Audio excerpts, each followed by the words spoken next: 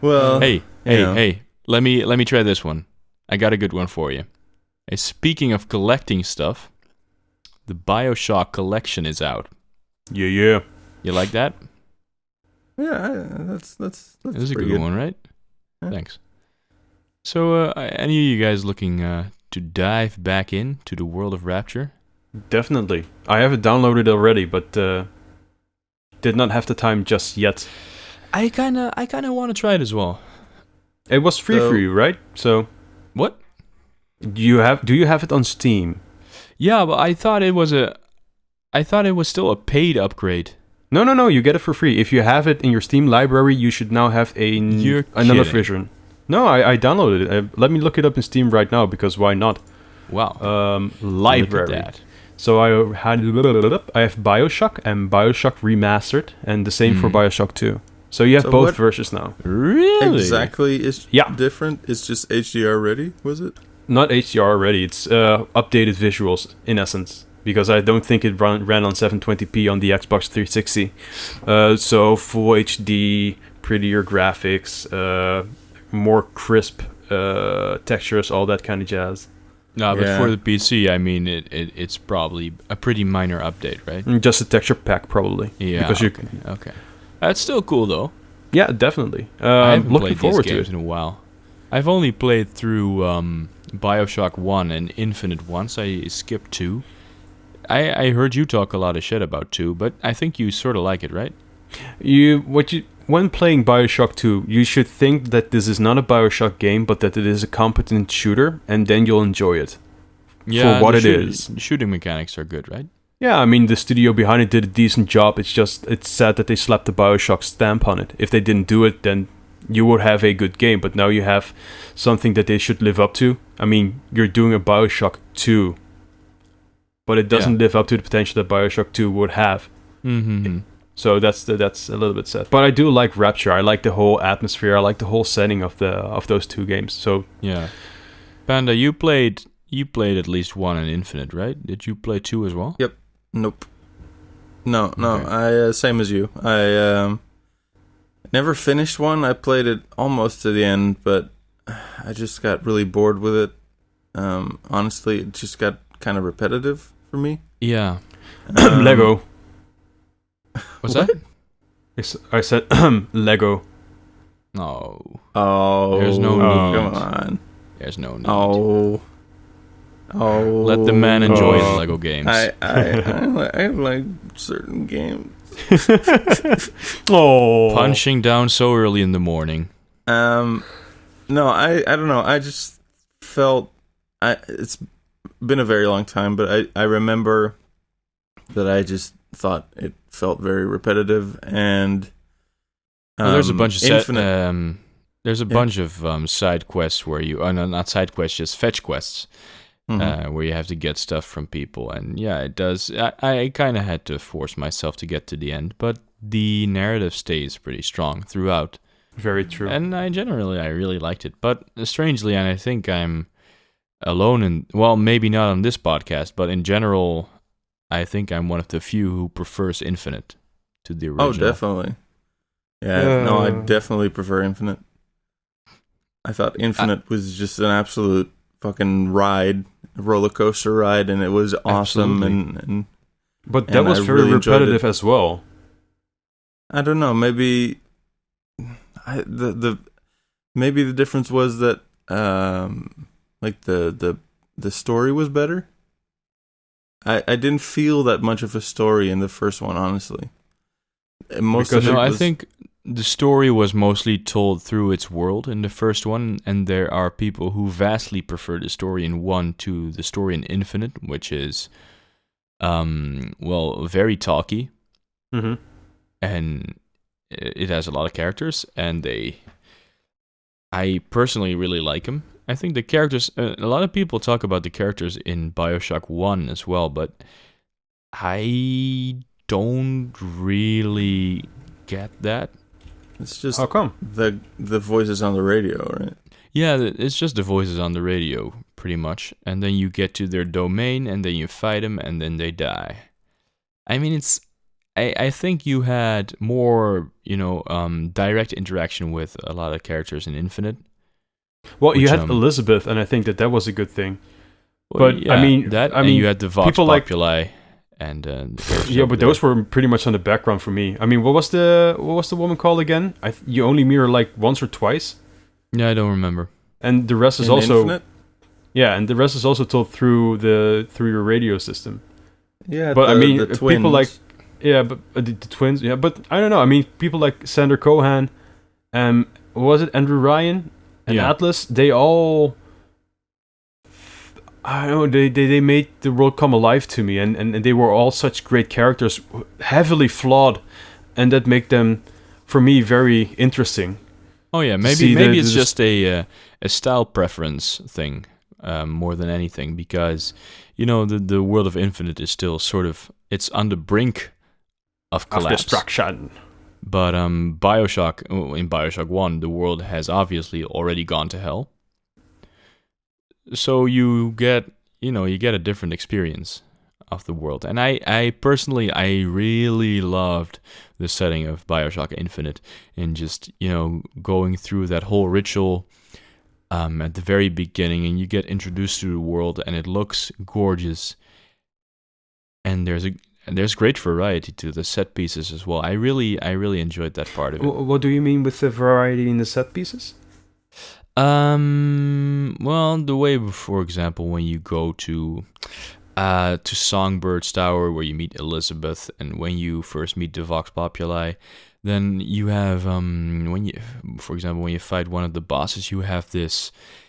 What is it? It's sort of a haunted house, sort of, not a really haunted house, but it's sort of a haunted house theater type of place. It's I really like that about it. It felt like a roller coaster ride, like Panda said. Yeah, I mean, I also felt there was more variety. And it was more colorful, but it also had dark places where Bioshock 1 was mostly just damp corridors. And I really like the setting, don't get me wrong, but I do like some variety as well. Yeah. I agree. So Did you guys like the ghost? That's the one that pops up all the way very close to the ending, right? Isn't it somewhere in the middle? I mean, I try to. I'm right now. I'm trying to remember everything from Bioshock and Bioshock Infinite. Yeah, I mean, it was a little strange. I mean, but you're talking about the Vox Populi, but I don't recall those guys at all. I know that they there were was there. the Afro-American woman that was there that I know, Mhm. but the only scene I can remember, spoilers, is that she got backstabbed, Uh-huh. and that's the only thing I remember about her. So when you say set pieces, I mean, the only thing I can remember from all the combat situations was that there's always the same thing you're doing. You're either on a rail, you're either trying to get a turret from another dimension, and okay, I liked Elizabeth as a side character. I think that she was very well done. But I don't feel that there was more variety per se in, for example, the combat situation in Infinite as there was in Bioshock. Well, there was, right? I mean, you have the plasmids in Bioshock, and you have the, what do you call them? Vigors. Vigors in Infinite, which is pretty much the same deal. And then you have this added bullshit from an extra dimension. Yeah, but you're always type of stuff. you're not pulling like weird new stuff. It's always or ammo or a machine gun turret or an extra hook. Yeah, no, that was And not its best feature. But I like the combat. And by the way, you sound pretty down on it, but I seem to remember that you like Infinite as well, right? Yeah, no. I mean, I liked it. No, and I think it's a good game. I just think that Bioshock 1 was better, and that Infinite let me down a little bit. Because when it first was announced, even if I did not a complete media blackout, but pretty much after your announcement, I did a blackout, and they oversold the game to me because you could do stuff, you could pull certain things out of other dimensions, and the game was presented as way bigger than it ended up to be, and that was a big letdown for me. Yeah, it was I think, very Peter Molyneux like. No. Oh no! It was because this was a good game. No, are you wasn't. saying that he doesn't make good games because Black and White is good and Fable is good? They're just not as he presented it to be. This is and not there's the same. on the same level. It sort of is because the whole mechanic of pulling things out of other dimensions was not like he first proposed it to be.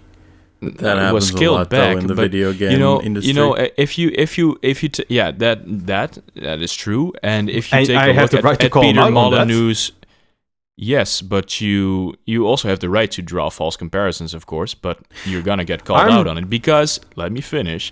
Yeah, If but you're you gonna look say at something what Peter, bullshitty. no, if you look at what Peter Molyneux promised throughout the years, he promised things that were way out of proportion. He promised a whole bunch of features, and he does this time and time again. And the games always end up under-delivering vastly to what is promised. A couple of shows ago, we compared No Man's Sky to Peter Molyneux, and that was okay. But this isn't just because you like the game? No, okay. No Man's Sky is a product. Which was Wait a second oversold, right? It was completely oversold, and you have Sean Murray. He's talking about features that are supposed to be in the game already, whereas they are obviously not. He says he has interviews saying that they ask him, "Can you meet other players? Is there multiplayer?" He flat out says, "Yes, you can meet other players," which is a lie. He was actively lying about many of the features that were supposed to be in the game. I don't think it's the same you can with compare Bioshock the two. Infinite. In the very beginning, when it first got announced, there was a bunch of things that they said would be in the game that weren't. The whole cross-dimensional thing that they promised to be in there wasn't. I mean, it was, but it was scaled back. Scaled back, like, it was really scaled back. This was not what they promised it to be at the very beginning. No, but if you think that these games are... Because Bioshock Infinite, at the end of the day, was released to universal acclaim. It was a good game that under-delivered. I think that depends on your own perception and how you went into the project, because to me it didn't under-deliver at all. And I just told you how I thought that the project should be, or what they promised it to be, and it wasn't what they promised it to be, so... Yeah, but if you think that for Bioshock Infinite, Ken Levine overpromised to the degree that Peter Molyneux does for virtually every product that he undertakes, and Sean Murray did for No Man's Sky, I think you are talking out of your ass. But now you're saying that in essence, you're saying that every game that Peter Molyneux did was bad, right? No, like it's for me. It's the whole concept of overselling your game, and that's what they all three did.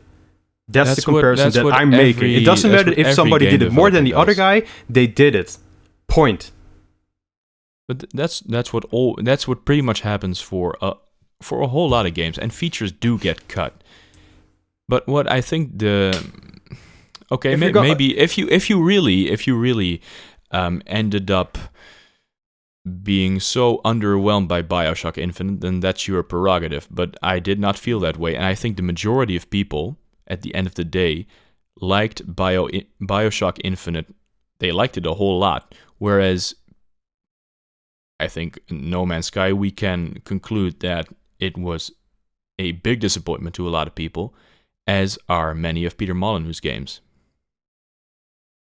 I remember that when the game came out and it got really good reviews, yeah, I remember thinking, wow, it's getting really good reviews, because I don't know who I talked to about it, but I think probably the Grizzly. General consensus before it came out was that it couldn't possibly be good, because it was